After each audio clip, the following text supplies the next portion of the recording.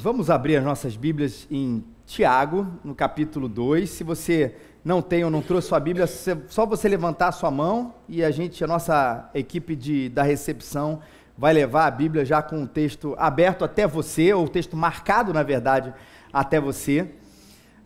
Só você pegar e abrir no marca-texto aqui, nessa fitinha vermelha, e a gente vai ler, é um livro de Tiago, irmão de Jesus Cristo, no capítulo 2, e aí é só você encontrar nesse texto aberto aí o 2, o número grande, e depois dos versículos 14 a 26, que são os números menores, né? Tiago, capítulo 2, o número grande, e 14 a 26, os números pequenos.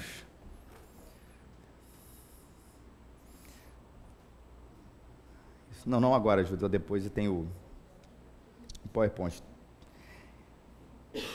Quando a Bíblia assim nos diz: meus irmãos, que vantagem há se alguém disser que tem fé e não tiver obras?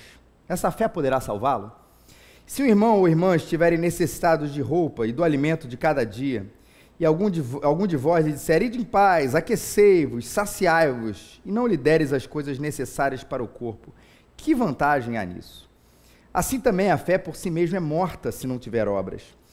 Mas alguém dirá: tu tens fé, e eu tenho obras. Mostra-me a tua fé sem obras, e eu te mostrarei minha fé por meio de minhas obras. Crês tu que Deus é um só? Fazes bem, pois os demônios também creem e estremecem. Mas, ó homem insensato, queres ser convencido de que a fé sem obras é inútil? Não foi pelas obras que nosso pai Abraão foi justificado quando ofereceu sobre o altar seu filho Isaque? Vês que a fé cooperou com as suas obras, e pelas obras a fé foi aperfeiçoada. E assim se cumpriu a escritura que diz: Abraão creu em Deus, e isso lhe foi atribuído como justiça, e ele foi chamado amigo de Deus. Vedes então que o homem é justificado pelas obras e não somente pela fé. E de igual modo a prostituta Raabe não foi também justificada pelas obras quando acolheu os espias e os fez sair por outro caminho?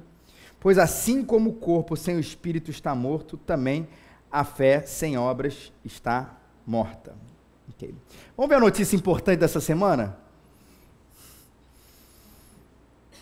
Muitos aqui abriram o seu jornal nesse dia e houve uma notícia aí como essa, e eu não quero aqui de fato nenhum entrar em algum tipo de preferência partidária, mas eu queria lembrar aquilo que talvez tenha ressuscitado no momento que essa notícia surgiu: a história da bancada evangélica na Câmara. Não sei se vocês já ouviram falar, acho que a maioria de nós já ouviu falar, sendo você evangélico ou não, sendo você cristão ou não, ou de qualquer tipo de religião, sobre essa história dessa bancada evangélica. E, obviamente, a maturidade, com o tempo, me ensinou, e acho que a todos nós, a gente não generalizar as coisas. Sim, a gente que pode ter uma fé e pode ter uma atuação justa, digna, no nome de Cristo, em qualquer lugar, inclusive na política, mas o fato é que existe um grupo chamado a bancada evangélica, que muitas vezes atribui esse nome por uma conveniência. Por quê, gente? Porque dizer que é da bancada evangélica mantém um grupo religioso sob seu controle. Esse é um ponto. A partir do momento que eu me denomino como tal, eu consigo convencer as outras pessoas que professam a mesma religião a votarem em mim, a me admirarem, a fazerem qualquer tipo de campanha. E parte-se, por que isso? Parte do pressuposto que uma pessoa evangélica ou religiosa tem princípios. Parte do pressuposto. Parte-se do pressuposto ou do princípio que evangélicos, que cristãos se importam com pessoas. Parte-se do princípio que evangélicos não se misturam com negócios escusos. Parte do pressuposto, parte de um princípio que os evangélicos defendem algumas causas importantes que nós acreditamos.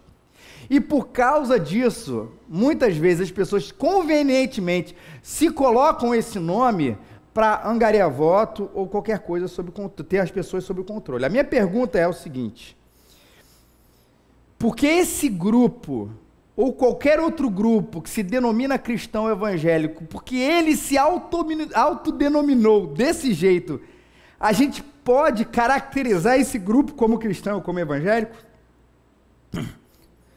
Em outras palavras, se eu chegar aqui e disser, eu sou cristão, todo mundo precisa acreditar nisso porque eu disse isso? Se eu entrar aqui e disser, olha, eu sou presidente do Cazaquistão, alguém aqui sabe o nome do presidente do Cazaquistão? Alguém já viu? É o Borat, né? Alguém já viu o presidente do Cazaquistão? Alguém tem noção?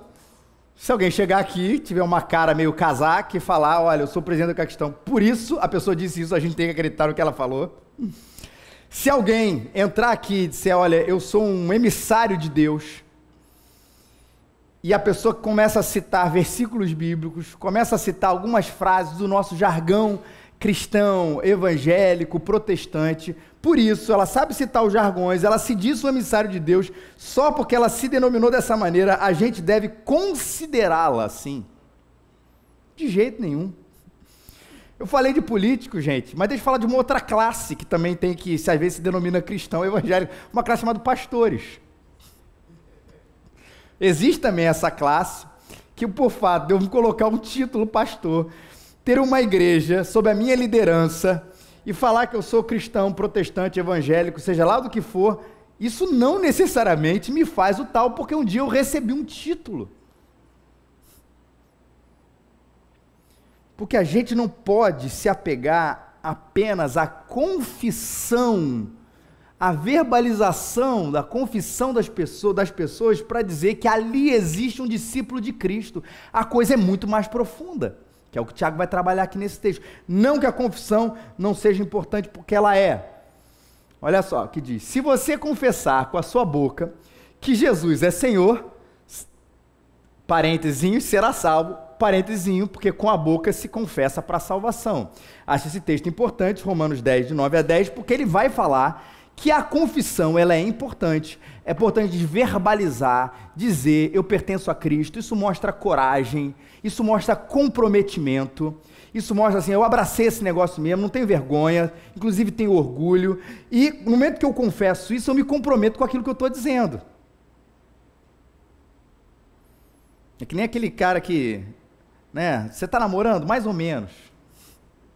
Porque no momento que você diz que você está namorando, não é verdade, você se compromete com aquilo. Não, a gente sai, a gente é uma grande amiga, de vez em quando, e tal, porque, mas é namorado ou não é namorado? Veja bem. Porque no momento que você apresenta como tal, a gente apresenta até a família e tudo, você tem todos os ônus e os bônus, tudo, inclusive é isso, ó, agora é um relacionamento monogâmico, por assim dizer, e aí sem querer entrar nessa questão toda aí dessas novas ordens mundiais de relacionamento, mas há de pressupor de que há um comprometimento com aquilo, com aquela pessoa. Então a gente verbaliza, a gente se compromete. A confissão ela é importante. Eu sou de Jesus, eu sou de Cristo, Deus é o Senhor da minha vida, Jesus é o Senhor da minha vida, e por isso eu vou viver assim, e eu confesso isso. Mas o texto, você sabe que esse parênteses aqui não foi colocado à toa, ele tem mais do que isso. Se você confessar com a sua boca que Jesus Cristo é o Senhor e crer em seu coração que Deus o ressuscitou dentre os mortos, será salvo. Porque com o coração se crê para a justiça e com a boca se confessa para a salvação. Tem o elemento externo, que é importante, que mostra a coragem, a certeza da decisão, a confissão, mas ele é motivado por alguma coisa interna. A mudança aconteceu.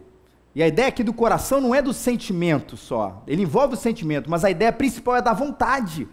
Deus transformou meu coração, Deus transformou minha vida, e por isso eu confesso para todo mundo, eu digo, eu proclamo, eu falo, eu anuncio que Jesus Cristo é o Senhor, porque uma coisa interna aconteceu dentro de mim. Agora uma pergunta, gente, você pode acessar o coração de todo mundo? Alguém aqui, Lucas, você tem esse poder, de poder na cabeça ou no coração de todo mundo, poder ali olhar e discernir, de fato alguma coisa aconteceu, de fato Cristo está aqui presente, o Espírito Santo mudou, a gente pode acessar esse coração, a gente pode avaliar internamente, pelo aquilo que a gente consegue olhar lá dentro, o que aconteceu de fato na vida das pessoas, nós não podemos.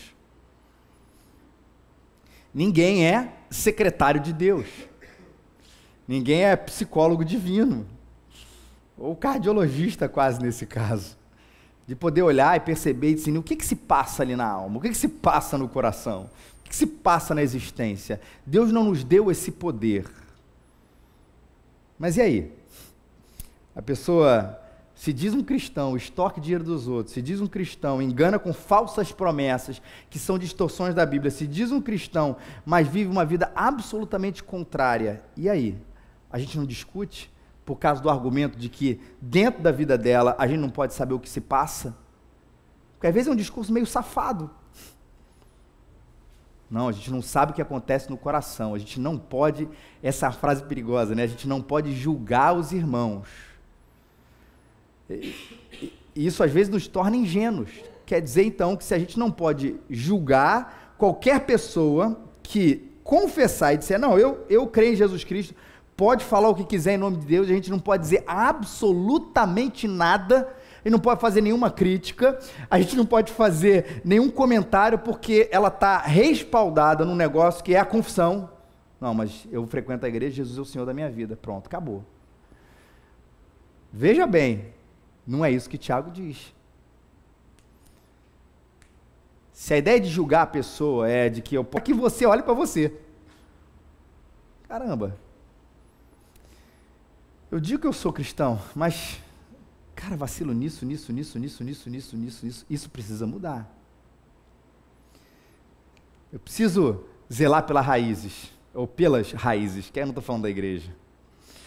Pelas raízes do Evangelho, que é a gente não se deixar enredar pelo esse falso discurso da graça, que como clássico, quando a gente fala sobre esse assunto, um teólogo disse, chamado Dietrich Bonhoeffer, é o conceito de graça barata.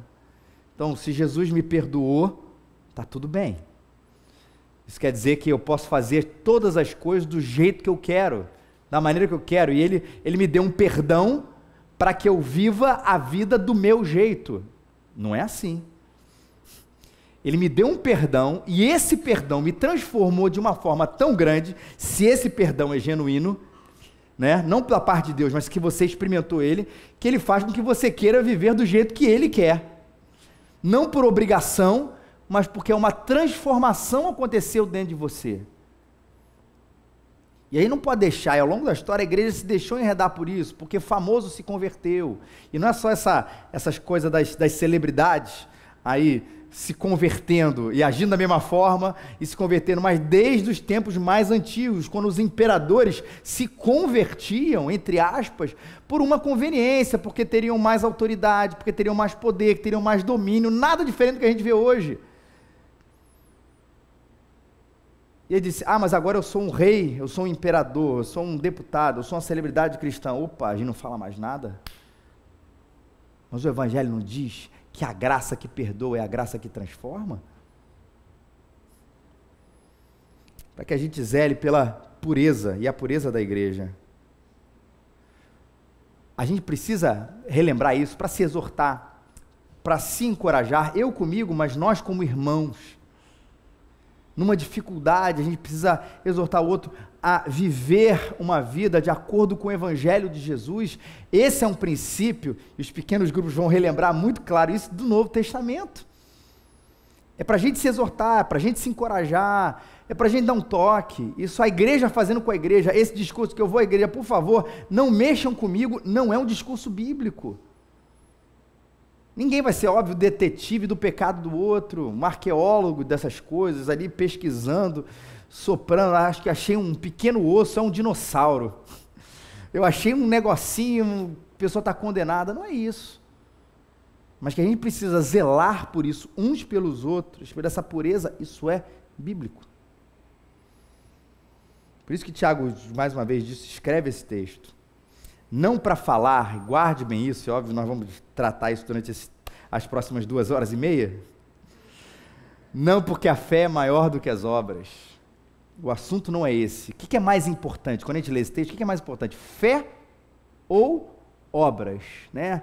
Aí parece que Tiago está dizendo, não, as obras são muito mais importantes do que a fé, e aí um outro rapaz chamado Paulo escreve, não, A fé é muito mais importante do que as obras. Distorções.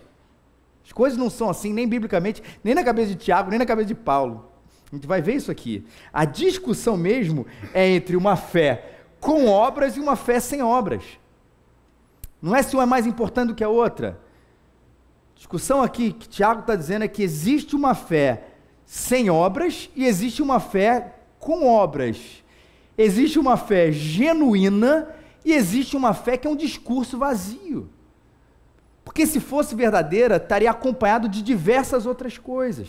Aí ele começa dizendo, versículo 14, meus irmãos, que vantagem há se alguém disser que tem fé e não tiver obras? Essa fé poderá salvá-lo? Qual é a vantagem de dizer que você tem uma fé ou um conjunto de crenças, né, que não produz absolutamente nada? Eu creio nisso, creio em Deus Pai, o Criador de todas as terras, creio em Deus Filho, que morreu por mim, padeceu sob o poder de Pôncio Pilatos, creio no Espírito Santo, creio na Santa Igreja Universal, você dá o credo apostólico, a confissão de fé de Westminster é de cor, a de Heidelberg, a belga, seja lá o que for, de cor e salteado, beleza, show, você sabe tudo isso, é correto, é bíblico. O que isso produz? Nada. Será que uma fé assim pode salvá-lo? Claro que não. Sabe por quê? Porque ela é uma fé teórica. Ela é um discurso vazio. Dentro do coração não aconteceu alguma coisa nova. E obras, deixa eu deixar bem claro isso aqui, obra é qualquer coisa feita em obediência a Deus e a serviço dele. A gente vai também trilhar um pouquinho mais sobre essa definição do que é obras. Mas só para a gente garantir que a gente está aqui na mesma página, qualquer coisa que eu faço para Deus, em obediência a Ele, ou em serviço a Ele. E as obras não salvam, mas se uma fé é verdadeira, gente, ela é obediente a Deus, ela não é confessional. Por isso Tiago, que não é um cara teórico, muito teórico, ele gosta dessa coisa da prática, ele diz, olha, como é que isso se concretiza? Se um irmão ou irmã estiverem necessitados de roupas, do alimento do dia a dia, e alguém disser para você, alguém disser para esses irmãos, ide em paz, aquecei-vos, saciai-vos e não lhe der as coisas necessárias para o corpo, que vantagem é nisso?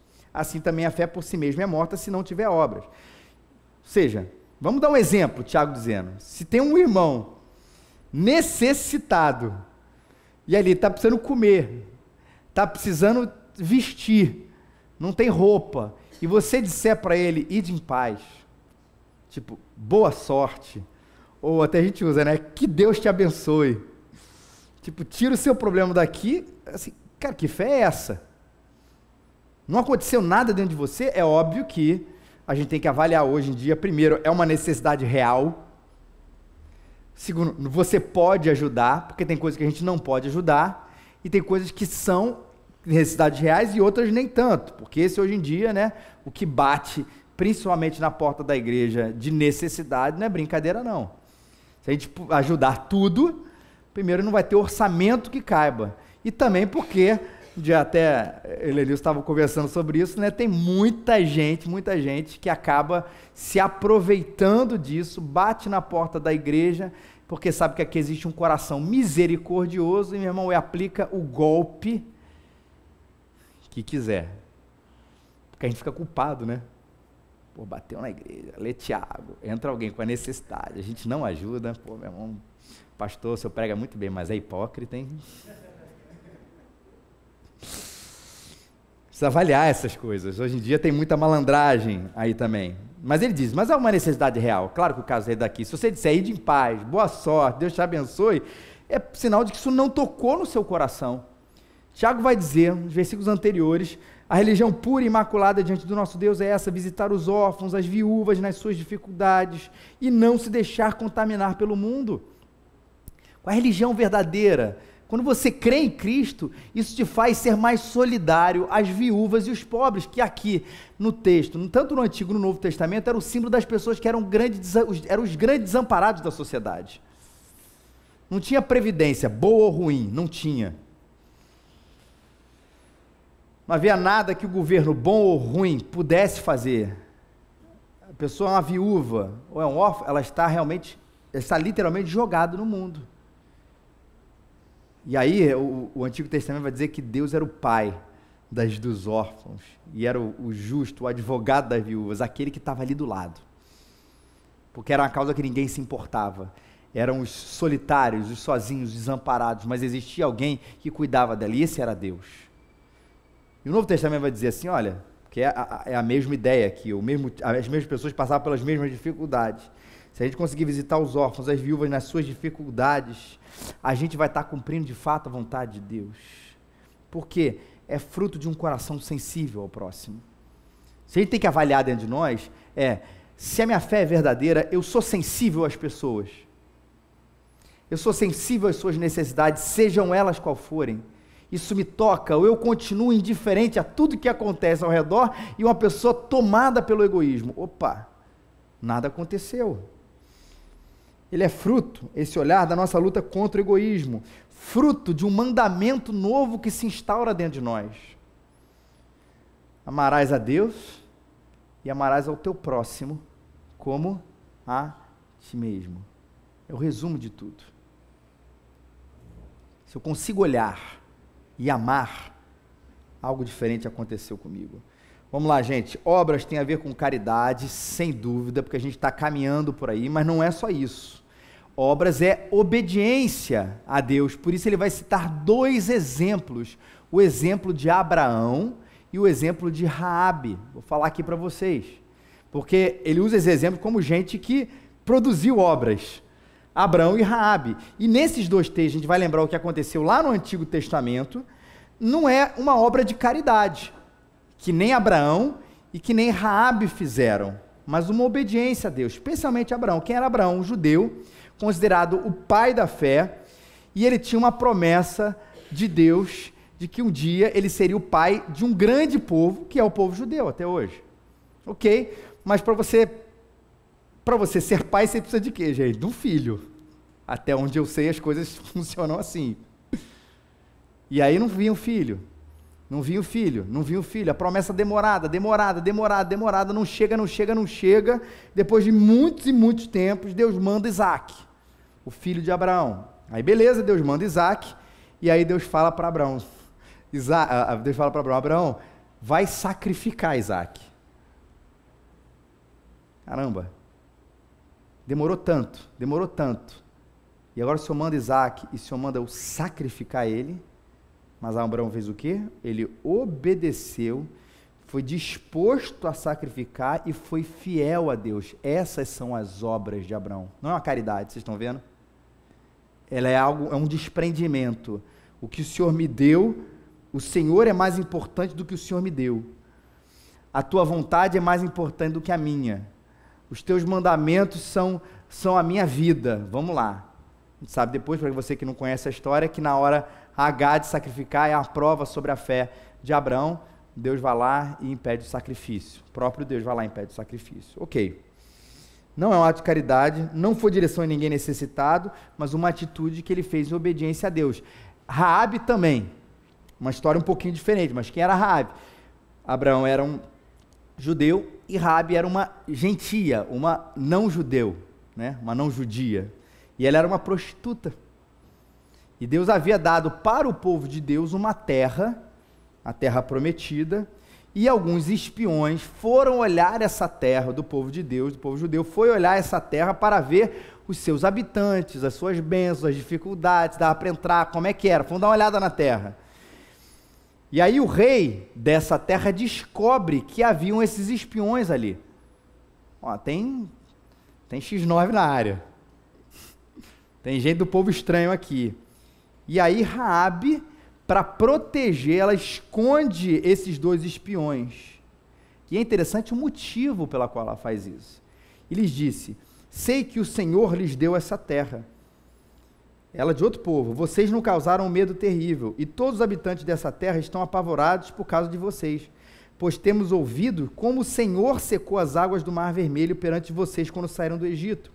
E o que fizeram a leste do Jordão com Seom e Og, os dois reis amorreus que aniquilaram. Quando soubemos disso, o povo desanimou-se completamente, e por causa de vocês, todos perderam a coragem. Principalmente, vamos lá agora, pois o Senhor, o seu Deus, é Deus em cima nos céus e embaixo da terra. Josué 2, de 9 a 11. Olha a atitude dela. Ela, por reconhecimento, quem era o Senhor dos exércitos, o Deus de todos os deuses, o Rei dos reis, teve um ato corajoso e de obediência a ele, ou de reconhecimento da majestade a ele, e vamos guardar esses espias aqui. Não é caridade. É reconhecimento, é inclusive adoração a quem é esse Deus dos exércitos. Então, deu para entender esse sentido de obras aqui, que é mais amplo daquilo que a gente pensa, que são só gestos de caridade. É isso também, por isso que Tiago usa no primeiro momento o exemplo do necessitado de roupa, do necessitado de alimento, mas ele também vai usar o exemplo de Raabe e de Abraão para falar que é tudo aquilo que eu faço ao próximo por causa do amor de Deus, e tudo aquilo que eu faço para Deus por causa do amor de Deus.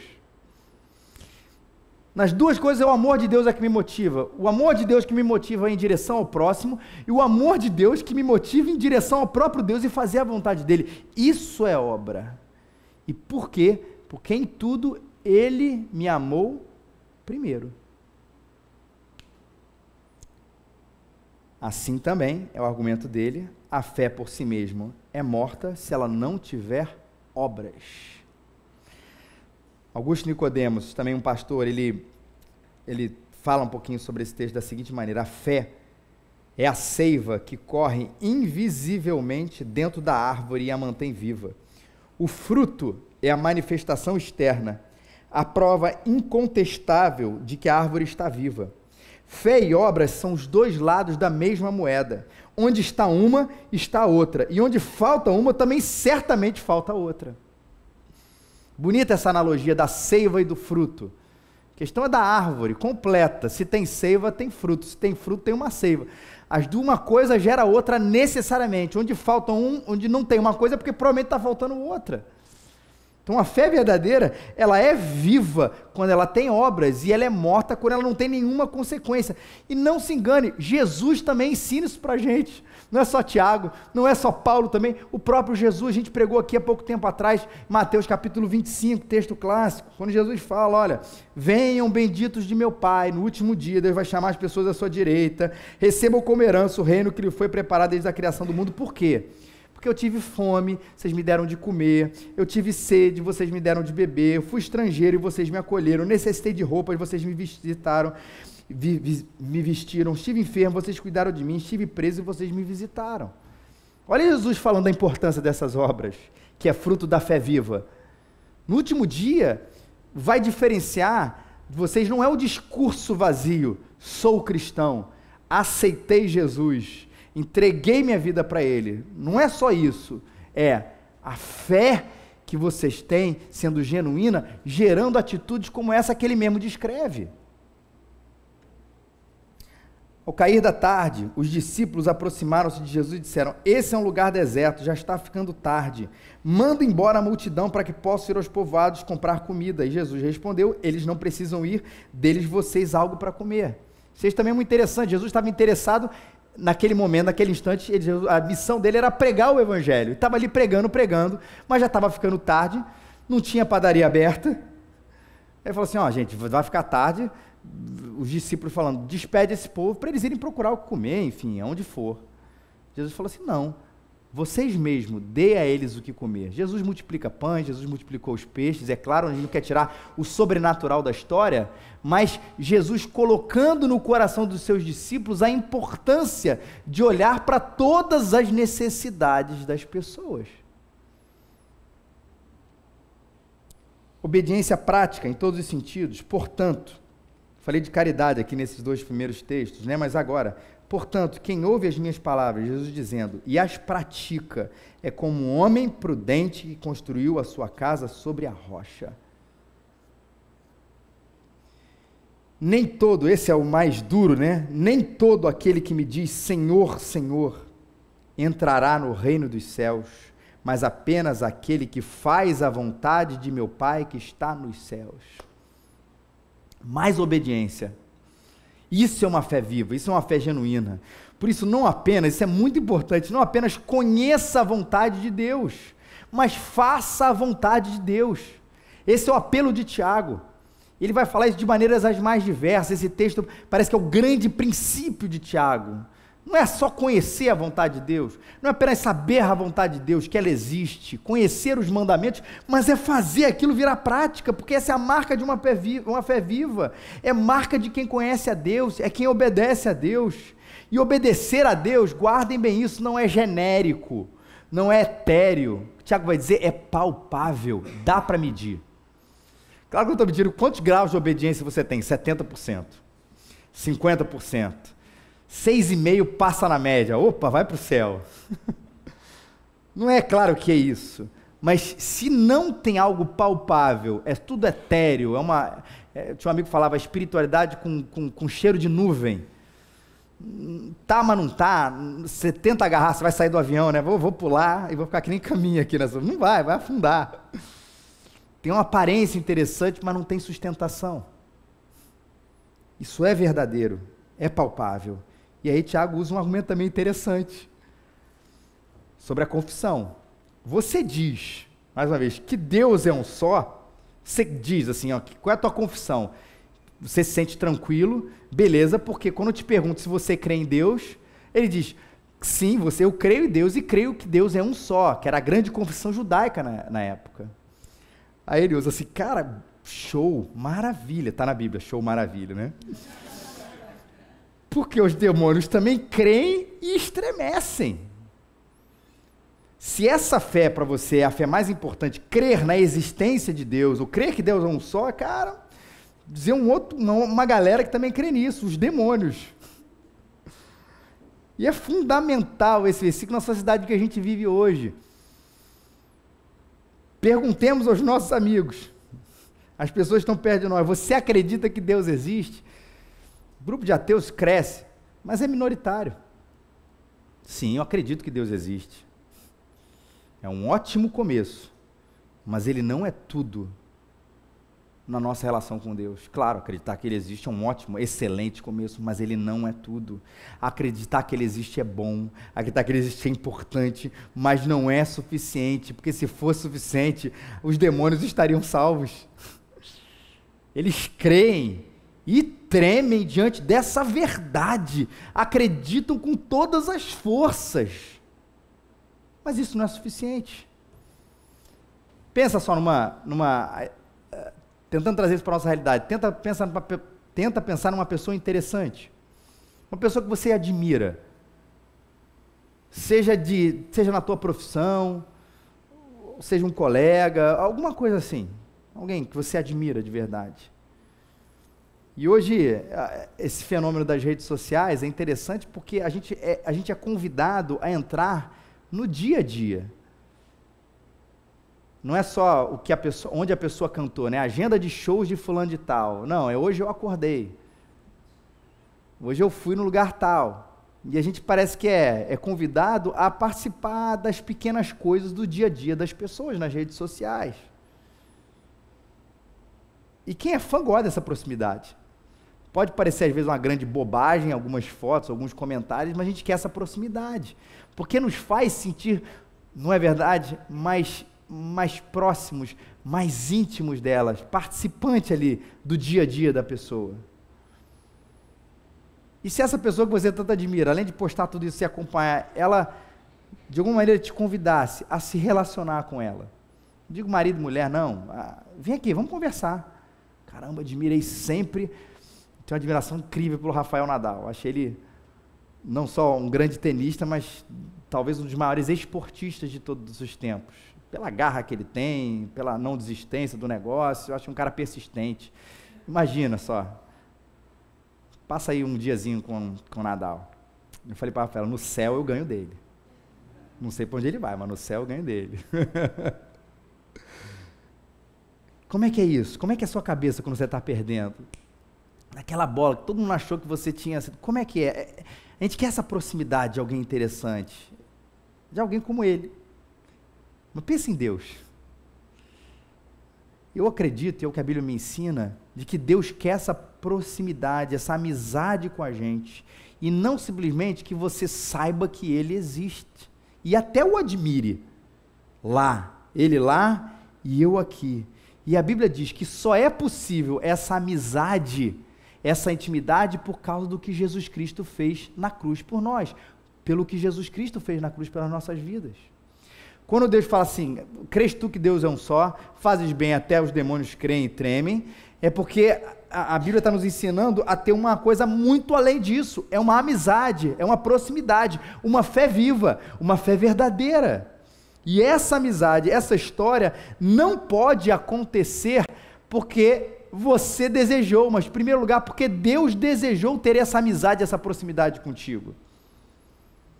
Como é que eu passo do crer Deus, crês tu que Deus é um só, para eu crer em Jesus Cristo como meu Senhor e Salvador, o dono da minha vida? Você precisa acreditar numa história. Você precisa acreditar alguma coisa a respeito de você mesmo, que você, por natureza, é um homem separado de Deus, é uma mulher separada de Deus, por natureza. Você precisa acreditar que, a gente vai entrar nessa questão das obras, mas por mais que você trabalhe, faça milhões de coisas boas, nada vai fazer com que essa distância, ou essa separação, ela se aproxime. O que a Bíblia nos ensina não é o que se aproximar de Deus, não é o que você faz por Ele, mas o que Ele fez por você. Ele se aproximou, Ele foi no teu favor, Ele foi na tua direção, e mandou Jesus, por amor a você, colocou os seus pecados em Jesus, a condenação que era sua, foi para Cristo, para que a vida de Cristo pudesse ir ao seu coração e você pudesse ser chamado filho de Deus. É o que a Bíblia nos ensina. E quando a gente crê no Evangelho, a gente crê nessa história, que nós estávamos separados, mas Deus se aproximou de nós, mandou Jesus, tirou o pecado, que era aquilo que nos separava, colocou em Cristo e você foi liberto. Quando você crê nisso, Jesus é o Senhor da sua vida e tudo muda, o coração muda, a existência muda e você passa do eu creio que Deus é um só para eu sou amigo de Deus. Se você ainda não é amigo de Deus, o meu convite para você hoje, o convite da Bíblia é se entregue. Como isso, Felipe? Entregue a sua vida para Cristo, creia no Evangelho, creia nessa história. Eu estava distante, eu estava longe, eu estava separado, mas Jesus Cristo me aproximou de Deus, e só isso é suficiente. Creia nisso, crê no Senhor Jesus, e será salvo você e a sua casa. O que brota desse relacionamento? Obras, o amor a Deus e ao próximo, obediência ao Pai. Mas quando a gente lê esse texto, a gente se encontra com uma dificuldade histórica, que eu quero gastar esses últimos minutos aqui falando com vocês. Porque a fé sem obras é morta. Show. Que eu mostrarei a minha fé, Tiago diz, a minha fé pelas minhas obras. Ok. Mas quando Tiago diz, vedes então que o homem é justificado pelas obras e não somente pela fé, às vezes parece que ele exagerou um pouco na dose. Coloquei aqui os textos. Veja então que o homem é justificado pelas obras e não somente pela fé. Espera aí. Então quer dizer que a fé salva?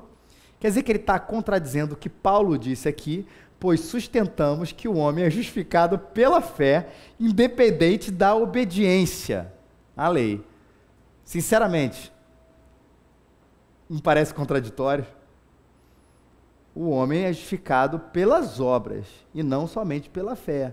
Não, a gente sustenta que o homem é justificado pela fé, independente das obras, ou obediência à lei. Essa é uma dificuldade histórica, mas que a gente vai tentar explicar aqui um pouquinho para vocês. Guardem, fiquem olhando aqui também para esses dois versículos. Primeiro, a questão do que é fé. Fé em Paulo, e nesse texto, como tantos outros, é a crença no sacrifício de Jesus, uma confiança obediente, uma fé que atua pelo amor, uma fé que obedece. Lembrando que Paulo também enfatiza o tempo inteiro que a fé tem consequências reais, que são as obras. Mas fé em Tiago é um conjunto de crenças. Vamos traduzir? Muitas vezes é um discurso. Você diz que você tem fé, você diz que você crê nisso, você diz, essa fé para vocês é um discurso. Para Paulo é uma fé verdadeira. E obras, isso é muito importante também, obras em Paulo e obras em Tiago, elas não têm um sentido diferente, elas têm uma ordem diferente. Quando Paulo está dizendo, né, que o homem é justificado pela fé, independente da obediência à lei, ele está falando que a obra, antes de se chegar até Deus, não vale absolutamente nada para isso. É o antes. E em Tiago, ele está falando das obras que são feitas depois. Isso tem uma diferença enorme. Enorme. Paulo dizendo, o que você faz o que você faz para chegar até Deus, de obra, de uma caridade, vou tentar obedecer isso, porque Deus vai me amar. Isso não serve para nada. E pode ter sido, Tiago também concorda. Mas quando o Tiago vai falar sobre a questão das obras, ele vai falar assim, as obras como essas consequências dessa fé, como um segundo momento, não antes, mas depois. Porque se a fé é genuína, ela é necessariamente acompanhada de obras, é uma árvore completa, com frutos e com a seiva. E toda a ideia aqui de justificação, né, esses que o homem é justificado pelas obras e não somente pela fé, tem a ver também com como ele é considerado justo, ou ele é visto como justo. Deixa eu tentar traduzir esse versículo em outras palavras, para a gente poder entender o que ele realmente quer dizer. Como se ele estivesse dizendo, uma paráfrase aqui. Você não demonstra que é justo porque você diz, eu tenho fé. Porque você diz, eu aceitei a Jesus. Porque você diz que acredita em Deus, ou na existência dele, e que você diz que acredita em Jesus. Porque um homem é demonstrado ou confirmado como justo diante de Deus pelas obras que ele pratica, que são a consequência natural e a prova de uma fé verdadeira em Cristo.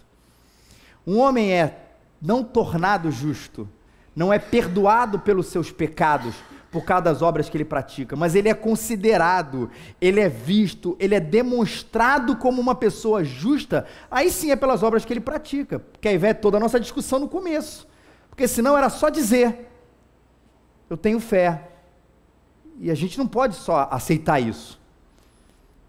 E as consequências disso? O que mudou na sua vida? O que mudou na sua prática? O que mudou no seu coração? Não só falando da bancada evangélica, dos pastores, mas principalmente de nós.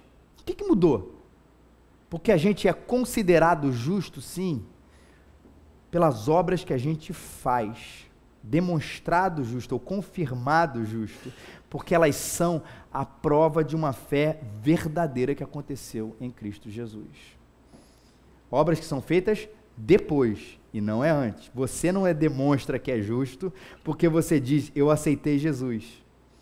Porque um homem é considerado ou confirmado justo diante de Deus por causa das obras que ele pratica, que são a consequência natural e a prova de uma fé verdadeira. Tudo o que Jesus Cristo disse vai colaborar com isso. Portanto, quem ouve minhas palavras e as pratica, como homem prudente, construiu a sua casa sobre a rocha. Nem todo aquele que diz Senhor, Senhor, entrará no reino dos céus, mas apenas aquele que faz a vontade do Pai. O tempo inteiro está dizendo isso.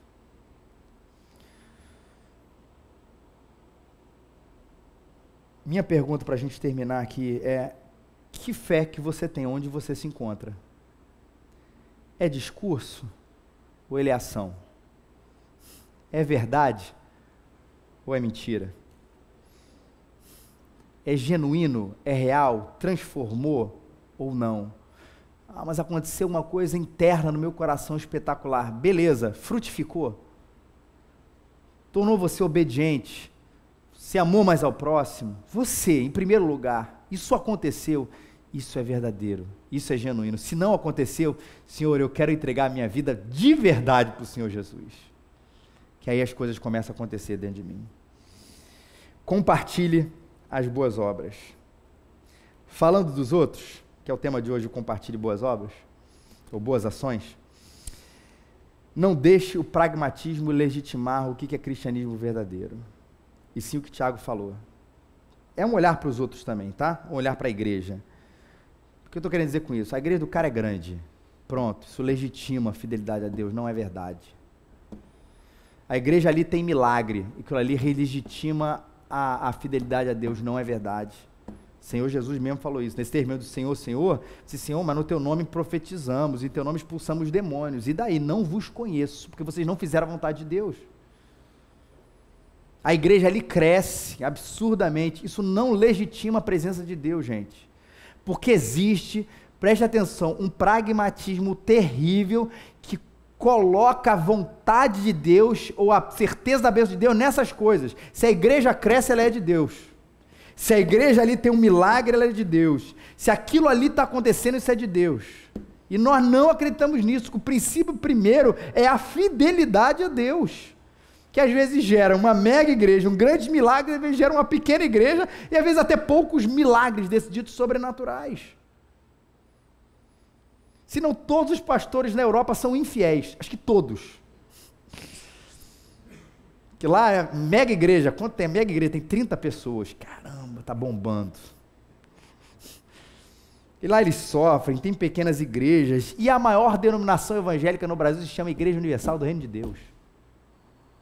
Que sinceramente, aí eu vou acompanhar a minha igreja, Igreja Presbiteriana do Brasil, a nossa igreja, não são considerados evangélicos por nós.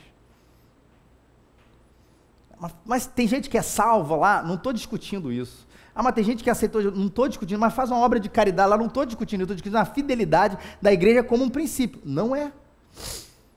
Doa quem doer, não é.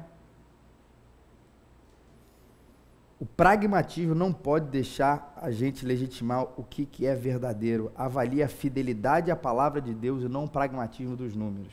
Falando da gente, se apaixone pela prática e não pelo discurso. Deus quer isso de você. O santo orgulho não é o bom discurso que é vazio de ações. O santo orgulho é a boa prática, sim, fruto de uma confissão verdadeira em Jesus Cristo.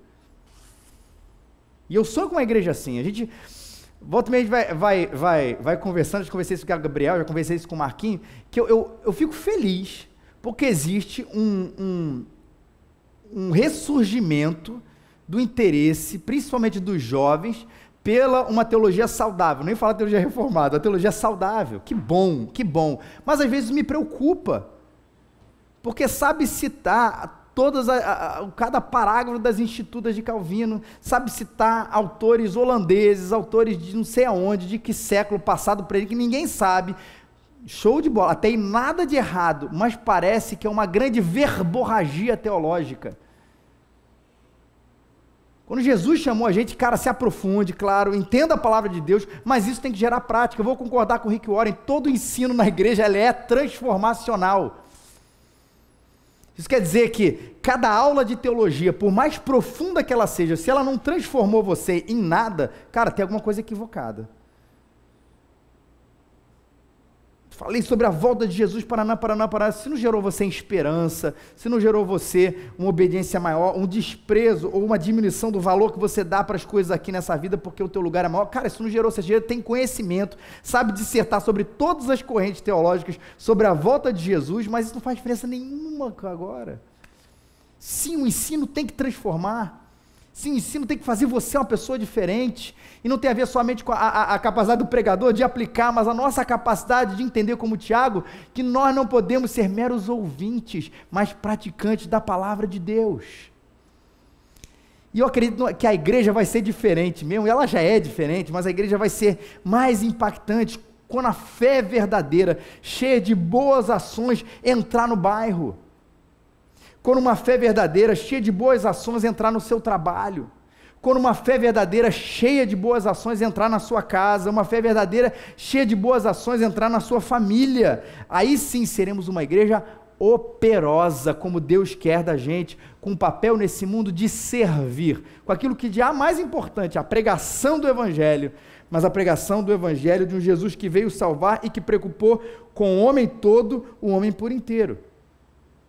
E digo para você de duas maneiras, coletivamente, sim, nós queremos ser isso, uma igreja coletivamente assim, mas individualmente, seja assim. Essa semana seja o teu desafio. Cada semana a gente vai ter, que cada hashtag desse aqui seja um desafio. Semana passada a humildade, né?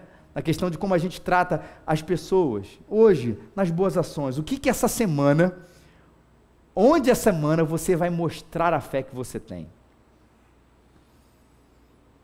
Individualmente, que esse seja o seu desafio, onde você vai mostrar a fé verdadeira, genuína que você tem. E se você não tem ainda, mais uma vez o convite, entregue a sua vida para Cristo.